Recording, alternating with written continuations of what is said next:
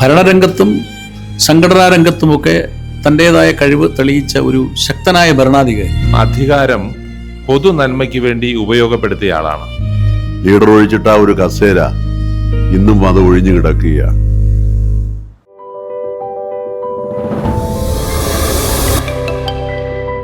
ലീഡറെ കുറിച്ച് മനസ്സിനകത്ത് ആരാധനയോടുകൂടിയുള്ള ഒരു കാഴ്ചപ്പാടാണുള്ളത്. കാരണം ഒരു കാര്യമാണ് അദ്ദേഹത്തിൻ്റെ ഒരു പ്രത്യേകത.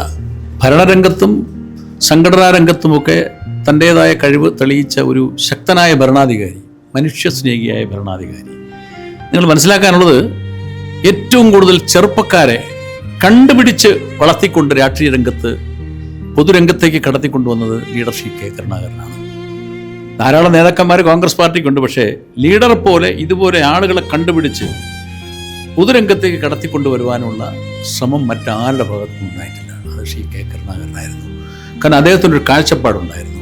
വികസന കാഴ്ചപ്പാടോടൊപ്പം തന്നെ ഒരു പുതിയ നേതൃനിര സൃഷ്ടിച്ച് പാർട്ടിയുടെ അടിത്തറ ശക്തിപ്പെടുത്തുക എന്നത് ശ്രീ കെ കരുണാകരൻ്റെ പ്രത്യേക താല്പര്യമാണ്. അതാണ് കേരളത്തിൽ ഇന്ന് കാണുന്ന കോൺഗ്രസ് നേതൃനിര എന്നതാണ് സൂചിപ്പിക്കുന്നത്. മാത്രമല്ല, ലീഡർ ശ്രീ കെ കരുണാകരൻ്റെ സാന്നിധ്യം കൊണ്ട് പല വർഗീയ സംഘടനകൾക്കും കേരളത്തിൽ കാലെടുത്ത് കുത്താൻ അവസരം ഉണ്ടായിരുന്നില്ല.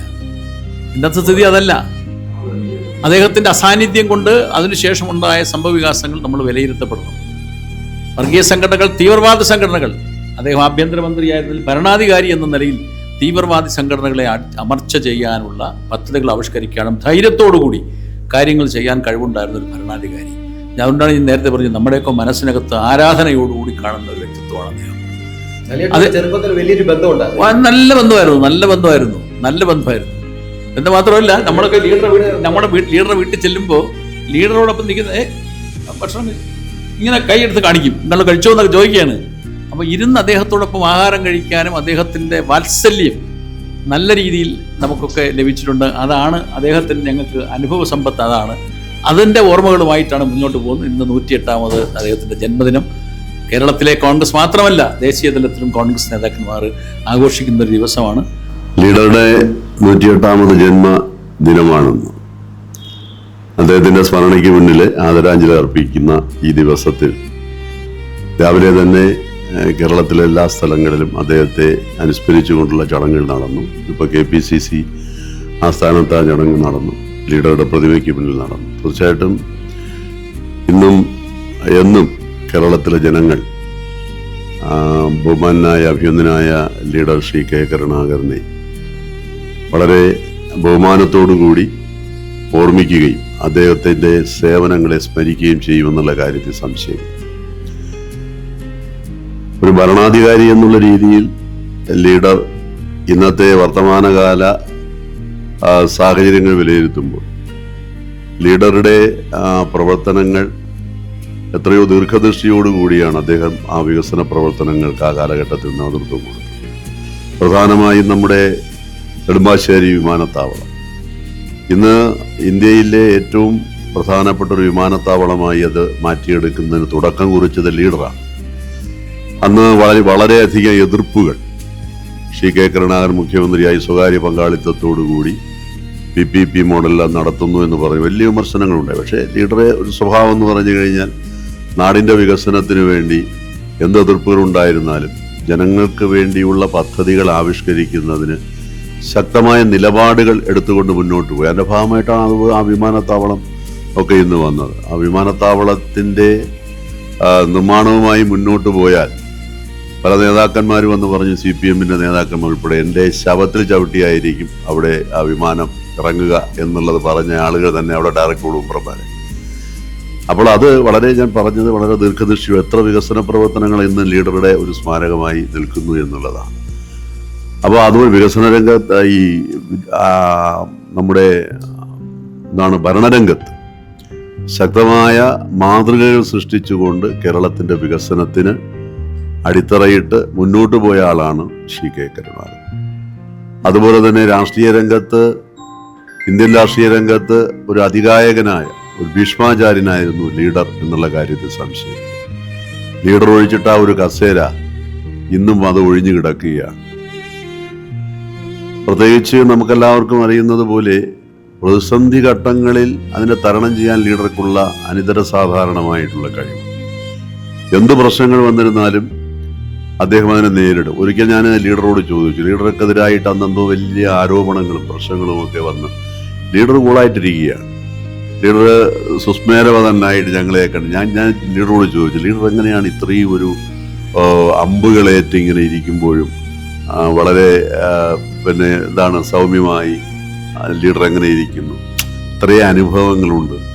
ശരിയല്ല എന്നുണ്ടെങ്കിൽ, ഞങ്ങൾക്ക് ഈ പറയുന്ന ആരോപണം ശരിയല്ല എന്നുണ്ടെങ്കിൽ അതിനെക്കുറിച്ചൊന്നും നമ്മൾ ബോധർ ചെയ്യേണ്ട കാര്യമില്ല എന്ന് പറഞ്ഞു. അപ്പോൾ പ്രതിസന്ധികൾ വരുമ്പോൾ അതിനെ തരണം ചെയ്യുവാൻ, പ്രതിസന്ധികളിൽ നിന്നും അനുകൂലമായിട്ടുള്ള സാഹചര്യങ്ങൾ സൃഷ്ടിച്ചെടുക്കാൻ കെ കരുണാകരനുള്ള ഒരു കഴിവ് ഇന്ത്യൻ രാഷ്ട്രീയത്തിൽ ആർക്കുമില്ല എന്നുള്ളതാണ് ഏറ്റവും പ്രധാനപ്പെട്ട ഒരു കാര്യം. അതിൽ ഞാൻ പറയാൻ ആഗ്രഹിക്കുന്നത്, ഈ പ്രിയങ്കരനായ നമ്മുടെ രാജീവ് ഗാന്ധി പ്രധാനമന്ത്രി പദത്തിൽ അദ്ദേഹം മരണപ്പെട്ടതിന് ശേഷം ഒരു വലിയ ഗ്യാപ്പ് വന്നു. കോൺഗ്രസിൽ ആരാണ് പ്രധാനമന്ത്രിയാകുക എന്നുള്ള ഒരു സാഹചര്യം വന്നു. അതിന് AICC നേതൃത്വം തീരുമാനിച്ചത് കെ കരുണാകരനെ പോലെയുള്ള ഒരു വലിയ നേതാവിനെ വിശ്വസ്തയോടുകൂടി തീരുമാനിച്ചു അടുത്ത പ്രധാനമന്ത്രി ആരാകണം. ലീഡർ ഡൽഹിയിൽ പോയിരുന്നു കൊണ്ട് എല്ലാവരുമായി സംസാരിച്ച് അങ്ങനെയാണ് നരസിംഹറാവു ഇന്ത്യയുടെ പ്രധാനമന്ത്രിയായിട്ട് വന്നത്.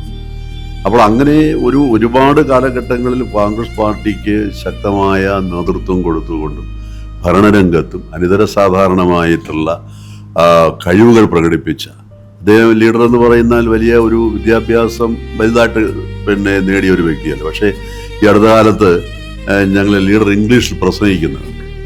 എന്തൊരു പ്രസംഗമായിരുന്നു!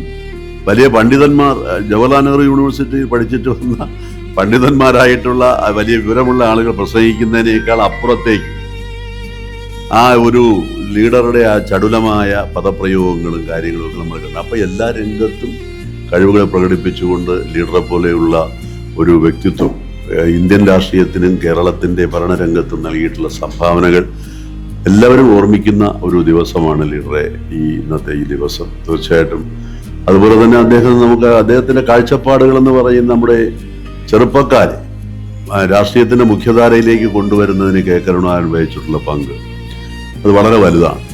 1977-78 കാലഘട്ടങ്ങളിലൊക്കെയാണ് ഞങ്ങളൊക്കെ രാഷ്ട്രീയ രംഗത്ത് വന്നത്.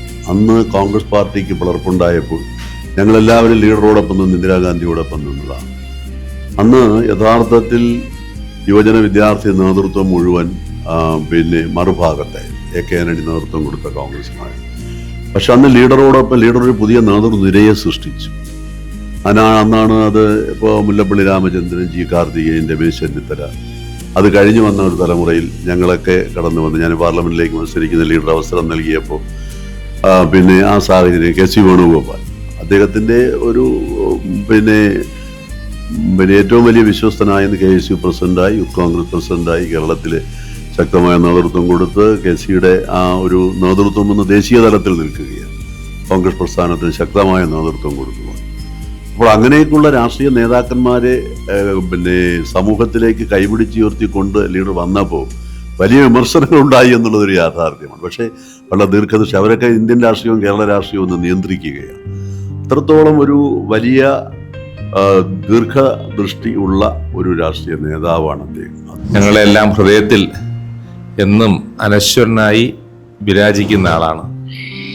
അദ്ദേഹത്തോട് തോന്നിയ ഒരു ആകർഷണമാണ് ഞങ്ങളെല്ലാം പൊതുജീവിതം അതിലേക്ക് മുന്നോട്ട് നയിച്ചത്. ലീഡർ എന്ന് പറയുന്നത് ഒരിക്കലും ഇന്ത്യൻ നാഷണൽ കോൺഗ്രസിന് കേരളത്തിലും ഇന്ത്യയിലും വിസ്മരിക്കാൻ കഴിയാത്ത ഒരു പ്രതിഭാസനമാണ്. അത്ര പ്രതിഭാധനനായ ഒരാളെ ഇന്ത്യൻ നാഷണൽ കോൺഗ്രസിൽ നമുക്ക് മറ്റൊരാളെ ചൂണ്ടിക്കാണിക്കാനില്ല.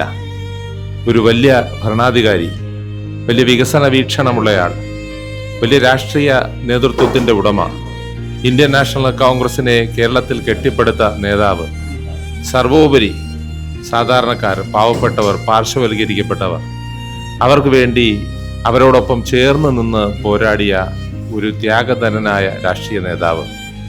അദ്ദേഹത്തിന് എല്ലാ കാര്യത്തിലും ശക്തമായ നിലപാടുണ്ടായിരുന്നു. അദ്ദേഹം അധികാരം പൊതു നന്മയ്ക്ക് വേണ്ടി ഉപയോഗപ്പെടുത്തിയ ആളാണ്. അദ്ദേഹം കറകളഞ്ഞ ഒരു ദൈവവിശ്വാസിയായിരുന്നു. അദ്ദേഹം മതവിശ്വാസിയായിരുന്നു. അങ്ങേയറ്റം മതേതരവാദിയുമായിരുന്നു. മതേതരമായ ഒരു ആത്മീയത അദ്ദേഹം വിഭാവന ചെയ്തത് അതാണ്.